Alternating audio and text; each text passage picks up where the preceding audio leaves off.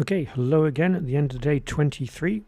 So what we're going to do today is a quick demo of what I've been able to get working. I will then explain the smart endpointing process the best of my ability, the best of my current understanding. Then I'll tell you my next steps, and as part of that, I will go through some of the serverless deployment options I've been able to identify this morning, and then I will also, as part of that, tell you about some of the open source text-to-speech models that came out that I investigated yesterday evening. So let's do the demo and see how it goes. Last time I used this it was still a little buggy, but we'll see.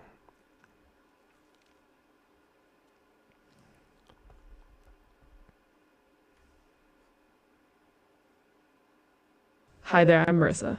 We record our calls for quality assurance and training. Is that okay with you? I would have to say that is not okay. Yeah. I'm afraid I'll have to end the call now.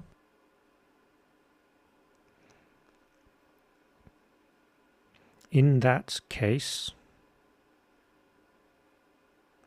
I agree. Thank you very much. May I know your name, please? My name is the real. May I know your name, please? It is okay. Right. So now I've run out of credit on Google. Okay. Well, that's going to have to do for the demonstration then. I'm going to have to get some more credits, I think.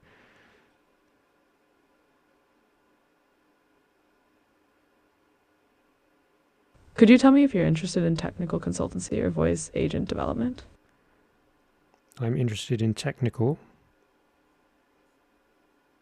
consultancy. Thank you. Thank you for your time. Have a wonderful day. Because it would redirect me to the page if I had a tool. Okay, so I'm actually interested then in voice agent. Great choice. So what tasks or interactions are you hoping your voice AI agent will handle? Out of hours. So what tasks or interactions are you hoping your voice AI agent will handle? Out of hours calls.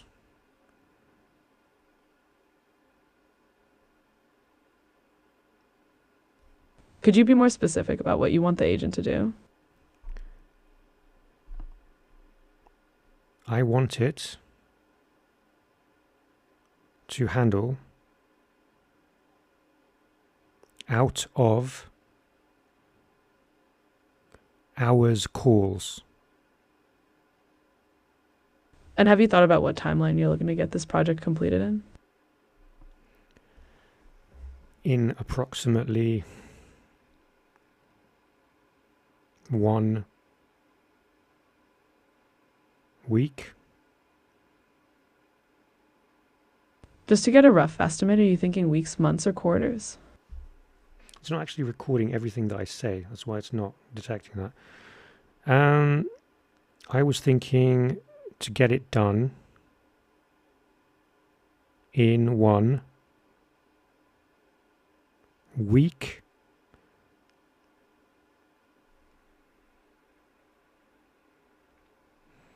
May I know what budget you've allocated for this project? Approximately 500. Our development services typically start at £1,000. Is that acceptable? Should be. And finally, how would you rate the quality of our interaction so far in terms of speed, accuracy, and helpfulness? I'd say it needs some fine-tuning.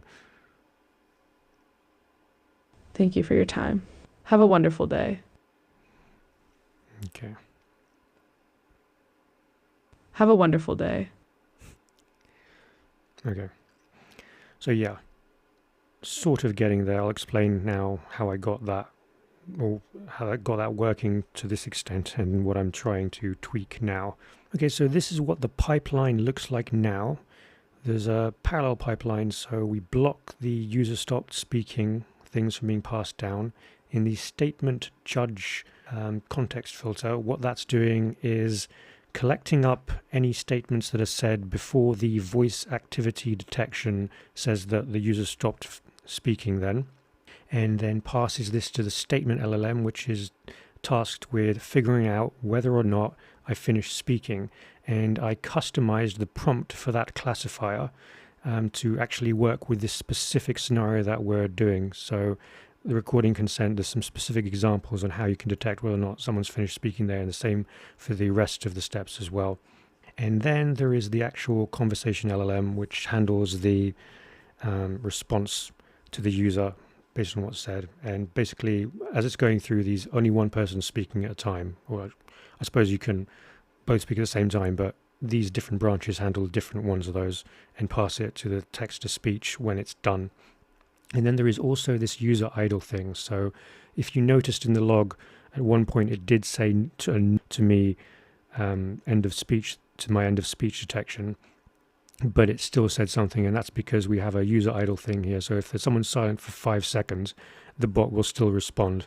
So to get all this working, I had to actually rewrite the statement judge context filter to actually work with Google's format, because that's different to the Anthropic format which this was written for in the examples here.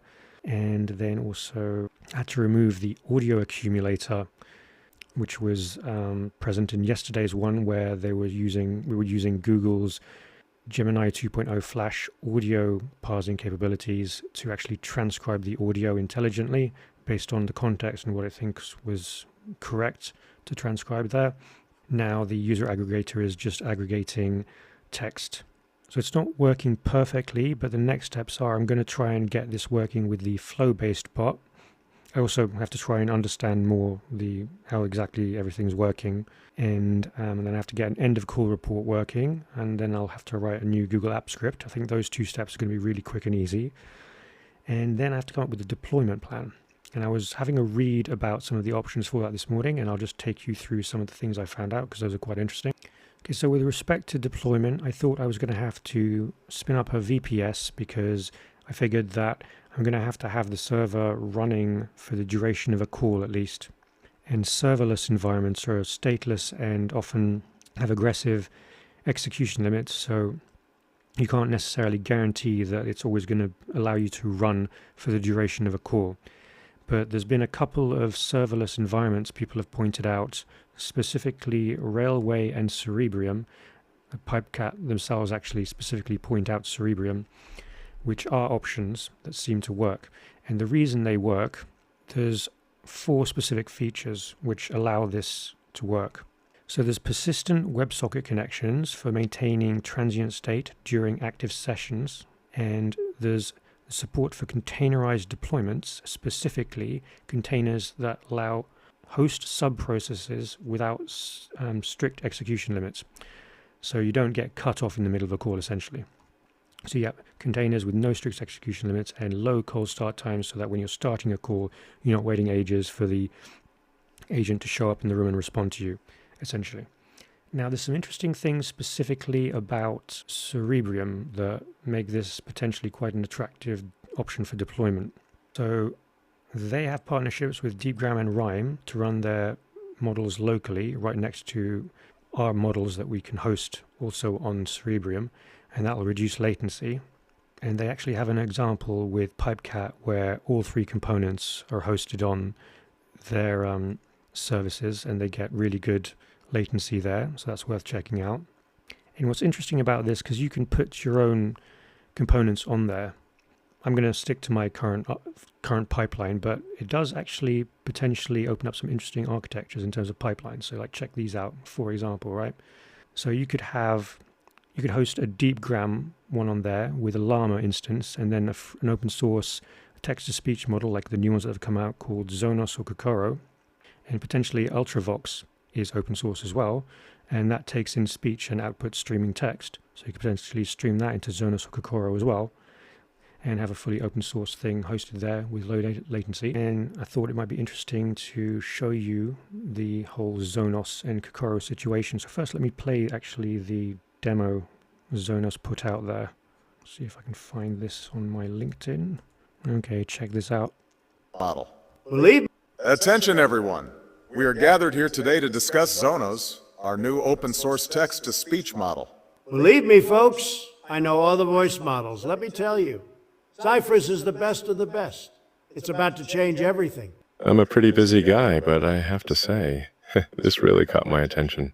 It's clear Zyphra took a step back and thought about first principles when building this one. Our models are fully open source under the Apache 2.0 license and allow unlimited voice cloning. Hold on to your headphones because it's super expressive, like a voice actor in your computer. Much like the marvels of nature, our voices adapt with a grace and subtlety that captivates every listener. Imagine a voice that's playful, energetic, and full of life. Now check this out. It can be bright and bubbly. And sometimes a little mischievous too. Whether you're just having fun or building with voice AI, the possibilities are truly endless. From powerful personalities to playful quirks, our new TTS model brings every nuance to life. Ready to experience the magic yourself? Head over to our website to play with Zonos. You can integrate it seamlessly via our API or download the model directly from Hugging Face. And don't worry, we'll be back. Yeah, so it's by Zyphra, and the model's called Zonos. As you can tell, that one's pretty good at cloning voices, so I thought I might go ahead and try to do that. So I did that before. This was the reference thing where I just read out all of this, and then I generated some audio, and I gave it the introduction to my bot. And let's have a listen. Hi there, I'm Marissa. We record our calls for quality assurance and training. Is that okay with you? I don't think that sounds much like me, to be honest, but maybe it needs more or better text to be read to it to do that. And here's Kokoro. Now, Kokoro is very lightweight and efficient, so I did the same thing, and this is just the standard output. Hi there, I'm Marissa. We record our calls for quality assurance and training. Is that okay with you? I think that's pretty excellent, actually, this one. So yeah, at some point might be looking into this. That's all for today. Cheerio.